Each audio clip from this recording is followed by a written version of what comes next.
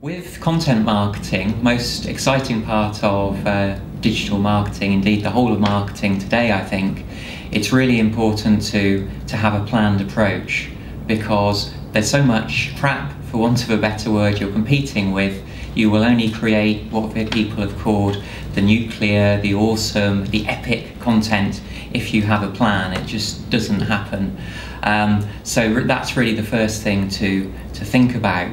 You then have to think about your goals, because with content marketing it is difficult to prove ROI. When we've asked this in our research, that's what's shown. So to get that, you do have to set up the right goals in your analytics, and then you can put more quantitative measurements on your ROI. So for example, you can look at the average value of a lead, and you can say the revenue that you're getting through different types of content, through different referrers to your site.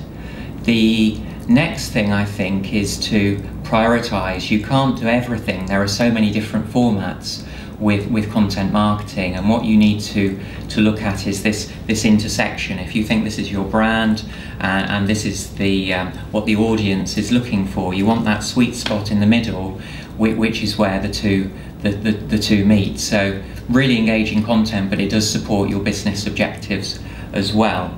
And we've developed a tool we call the content marketing matrix to help align content in 4 areas there, according to what people are looking for and how well they know you as a brand. So check that out. The next area is be familiar with most marketers, I think, and that's a calendar. But here, not so much a campaign calendar.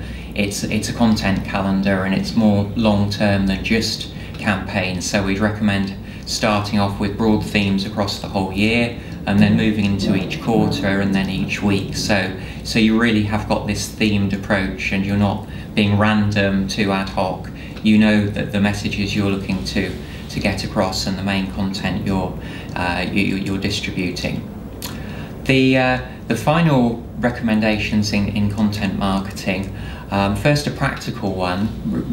Repurposing, reworking content, I think, is often people develop one major cornerstone piece of content and then they move on. So in business to business, for example, companies will do a white paper, but they won't move on to make the most of that. So create an infographic, maybe break up the report into different blog posts, and then link back to the original to the original report. Because what you classically find is that there is each short-term blip of interest as you release each piece of content, and you need to sustain it and have that momentum in different ways, just like you would for a campaign.